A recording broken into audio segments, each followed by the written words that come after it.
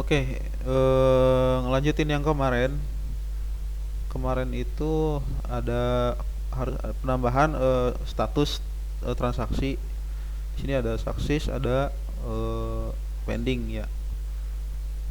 Untuk standarnya transaksinya itu contoh pembelian lagi ya penjualan ya contoh pembelian aja deh. eh Contoh di sini paling gede 2000, contoh 2000 USDT dengan rate pembelian 1500. Atau kalau itu, kalau sepertinya ini biar kelihatan ada 10.000 gitu ya, 10.000 USDT. Nah, di sini defaultnya standarnya ini sukses ya. Standarnya sukses, sukses statusnya, karena yang pending biasanya kan jarang-jarang gitu ya. Nah, kalau sepertinya ujung-ujung jadi pending, apa si kliennya itu nggak rilis ya, nggak rilis, bener nggak volume? Kalau sepertinya USDT masuk, kita udah transfer, oh iya bener. Si kliennya itu nggak rilis-rilis sampai ke statusnya tuh pending atau banding gitu ya, banding naik banding gitu. Pending, maka di sini akan tetap 10.000 tapi nggak masuk saldo. Contoh ini saldonya nggak kelihatan. Di sini OKX ya kan, kita lihat OKX. Di sini volume masuk tetap 10.000 untuk monitor, cuman dia tidak masuk ke saldo gitu loh. Jadi seakan-akan ini ditampung dulu, maksudnya tuh di hold sama Binance, masih di hold sama si OKX-nya gitu, si 10.000-nya ini. Jadi kalau sebenarnya status pending di sini terlihat 10.000, di sini sudah volume kita udah transfer gitu, kita udah melakukan transfer, tapi si klien belum rilis koinnya gitu. Di sini akan terlihat, tapi saldo belum masuk gitu loh, karena status pending. Contoh buat ini, buat apa? Biar kelihatan kalau sepertinya status udah sukses, di sini akan nambah gitu. Tuh nambah ya kan. Kalau sebenarnya diganti jadi pending atau banding atau apa istilahnya teh, kalau customer belum belum rilis tuh, banding ya, kayak gitu. Jadi perbedaan pending dan sukses di sini adalah kelihatan di saldonya gitu ya, bos. Jadi bukan di sini. Jadi kalau di sini untuk monitoring di sini tetap ada 10.000 gitu, tapi di saldo belum ada gitu. Itu untuk status TRX sukses atau pending ya. Dan jangan lupa ini kalau sepertinya ada koin masuk, koin status sudah sukses. Nah, ini tinggal di store aja ke gudang ya.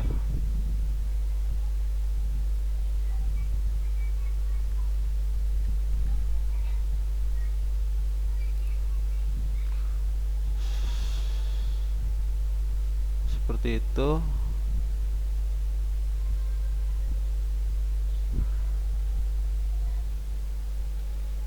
Oke, kita coba untuk transaksi selanjutnya, transaksi jual. Contoh terima BCA, terus dari OKEX terima duit 50,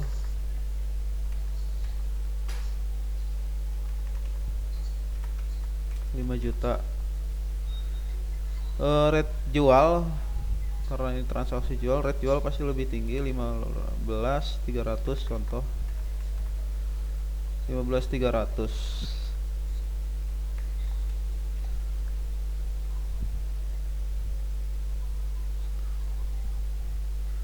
Ini adalah transaksi jual. Untuk pengambilan stok di sini saya sarankan ada dua metode. Jadi metodenya tuh eceran sama gelondongan gitu ya. Kalau sepertinya pengen metodenya metode eceran, tinggal masuk aja ke gudang kayak gitu. Mana gudang, gudang. Ya ampun, gudang nih. Tinggal masuk ke gudang, tinggal cari tinggal ini aja, copy paste aja rate yang mau dipakai gitu ya. Contoh di sini kalau ngelihat nih rate paling kecil yang ini kan, berarti untungnya lumayan lebih gede, cuman kan ini kurang ya. Jadi ya ini aja deh, ambil. Ini metode eceran ya.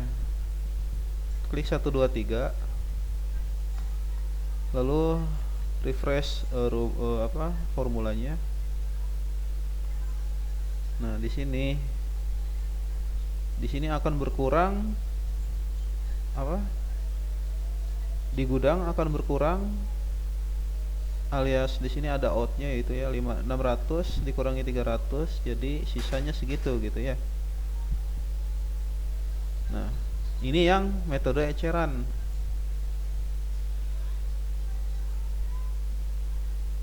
Nah, tiba-tiba transaksinya itu ternyata pending gitu ya. Jadi si customer atau si klien belum mentransfer uangnya gitu. Si si klien belum transfer uang, tapi karena si koin kita di hold sama si OKEx, di hold sama P2P-nya dia, si klien belum transfer. Jadi kalau sepertinya kita ganti statusnya, maka akan menjadi seperti ini. Kita refresh rumusnya atau formulanya.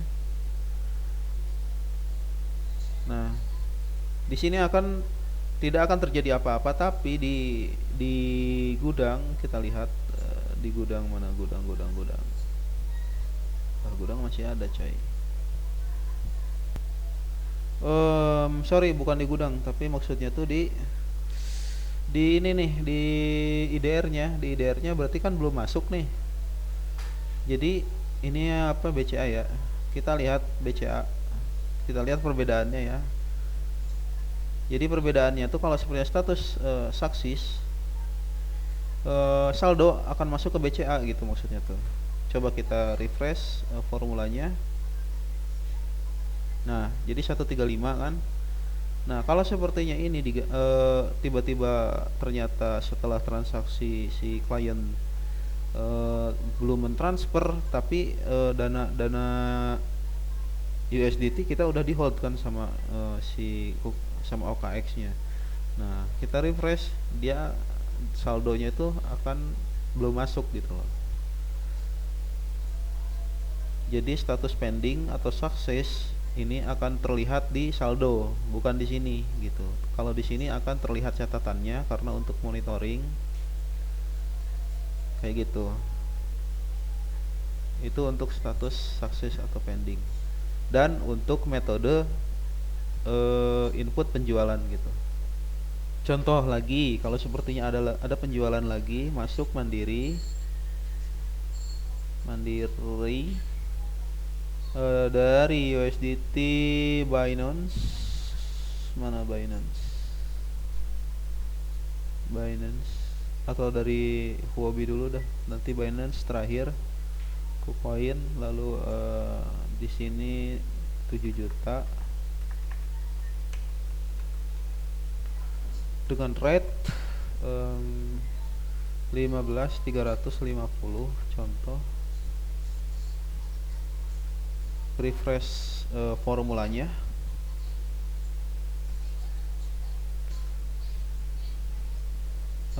Di sini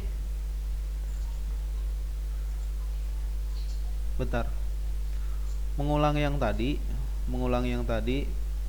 Kalau metode pengambilan stok dari gudang itu ada dua gitu ya. Saran saya itu ada dua metode, yaitu metode eceran atau metode gelondongan gitu ya. Saya jelaskan ini yang kedua kalinya untuk metode eceran. Untuk metode eceran tinggal masuk aja ke gudang, cari koin yang kira-kira rate-nya itu, kalau ini kan KuCoin, berarti ini doang, berarti KuCoin 15 ya. Karena ini KuCoin ya. Kita tinggal masukkan di sini, klik 1 2 3, lalu refresh formulanya. Nah, seperti itu. Di sini transaksi, status transaksi standarnya sukses. Kalau sepertinya yang pending tadi sudah dijelaskan. Nah, seperti itu. Oke, next untuk pengambilan stok gudang metode gelondongan gitu ya. Gelondongan atau yang telah di rata-ratakan gitu ya. Si rate-nya tuh sudah dirata-ratain gitu. Nah, untuk yang gelondongan, metode gelondongan, jadi si kayak yang kemarin belum sempat saya jelasin, ini rate, beberapa rate ini harus di convert dulu gitu loh. Contoh di sini kalau sepertinya kita lihat, ini rate rata-rata saat ini, saat stok ini, saat semua stok ini adalah rate rata-ratanya ini 1500,39. Ini di copy dulu, terus di paste di sini. Anggaplah ini sebagai apa ya, wadah buat nampung koin-koin ini gitu. Koin-koin ini dengan rate yang berbeda gitu ya. Nah, caranya adalah sisa dari stok ini di copy lalu dimasukkan ke sini. Ini metode ibaratnya metode averaging gitu ya. Mungkin di copy paste di sini ya kan.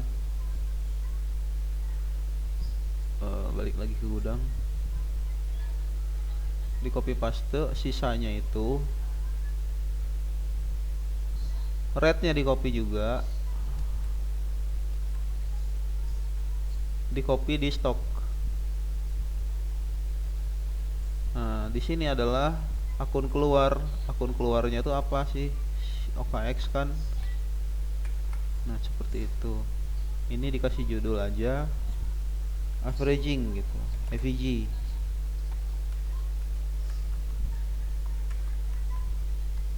Nah, di sini AVG juga. Di sini terima USDT, OKX juga. Atau kita copy aja. Di sini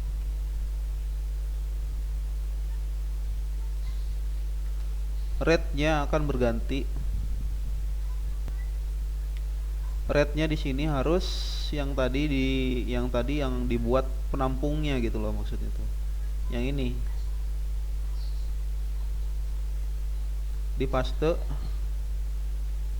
ini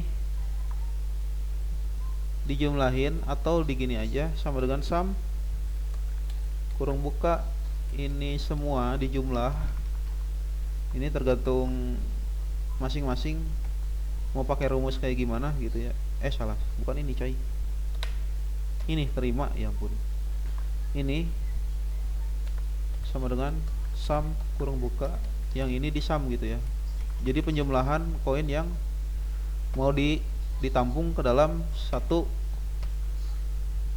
stok gitu, satu rate gitu ya. Jadi kayak gini aja. Ini metode penggelondongan gitu atau averaging gitu. Kalau sepertinya kita refresh formulanya, maka akan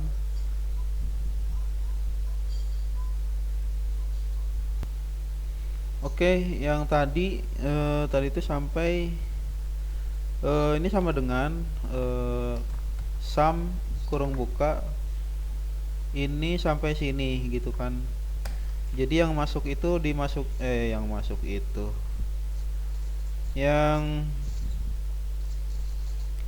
yang mau masukin ke dalam nilai rata-rata itu di sum ya. Lalu di sini akun masuk jadi USDT OKX juga gitu. Jadi keluar beberapa, ngeluarin beberapa OKX masuk ke dalam satu rate gitu loh. Jadi kalau dibahasakan tuh ya tadi mengeluarkan beberapa OKX dengan rate yang berbeda lalu masuk ke dalam satu karung gitu ya. Totalnya jadi segini gitu ya dengan rate segini gitu, seperti yang ada di gudang koin tadi ini tadi. Nah, setelah itu kita refresh formulanya. Nah, di sini terjadi error lah. Kenapa error? Jadi tadi memang terjadi error, jadi ada hal yang kurang. Jadi saya di sini nambahin AVJ gitu ya. Ini untuk jadi untuk penanda kalau ini adalah FVG itu kan average gitu ya, rata-rata. Jadi ini anggaplah sebagai keterangan untuk baris ini gitu ya. Ini berarti ini adalah baris untuk merata-ratakan atau averaging gitu ya, mungkin istilahnya itu. Kita refresh lagi F8 F9. Nah, di sini akan muncul. Jadi saldo awal tadi 168 juga. Setelah dirata-ratakan si koinnya itu, diambil nilai rata-ratanya, maka akan sama saja sebenarnya. Cuman rate-nya yang berubah gitu ya. Gitu. Nah, ini jadi metode yang kedua untuk metode gelondongan. Berarti merata-ratakan beberapa koin dengan rate yang berbeda sudah. Nah, tinggal transaksi aja gitu. Transaksi seperti biasa. Contoh, ada transaksi jual lagi gitu. BNI, masuk BNI, lalu jual, mana jual, terima 6 juta seperti itu. Rate jual di 15.350 sama. Nah, rate yang diambil kalau gelondongan kan berarti sudah jadi satu ya. Ya tinggal ambil aja yang ini kan udah habis nih, udah kosong. Tinggal ambil aja yang ini gitu kan, copy lalu paste di sini 1 2 3 gitu kan. Refresh F9 formulanya, di refresh. Udah kayak gitu. Dan rate yang gelondongan ini bisa langsung ditransfer ke exchange lain. Contoh nih, penjualan di OKX susah gitu ya, mau ditransfer ke Binance gitu ya. Ini Binance. Di sini di OKX ada 10.000 contoh. Mau mindahin 10.000 koin 10.000 koin ke Binance, berarti terima nanti kalau sepertinya sudah dalam prosesnya tuh. Berarti bentar di copy aja, ini di copy Binance, terima Binance, transfer OKX gitu kan, senominal 10.000 gitu ya. Nah, rate yang dipindahkan itu harus tetap bos gitu. Jadi rate yang dipindahkan itu berarti tadi yang sudah digelondongin gitu ya, rate satu-satunya yang sudah ada gitu. Ini tuh di copy lalu dipaste di dua kolom ini. Jadi rate jual dan stok gitu harus sama. Nih kalau pindah koin harus sama gitu ya. Di sini biasanya kan ada biaya transfer koin 2,5 contoh, 2,5 USDT.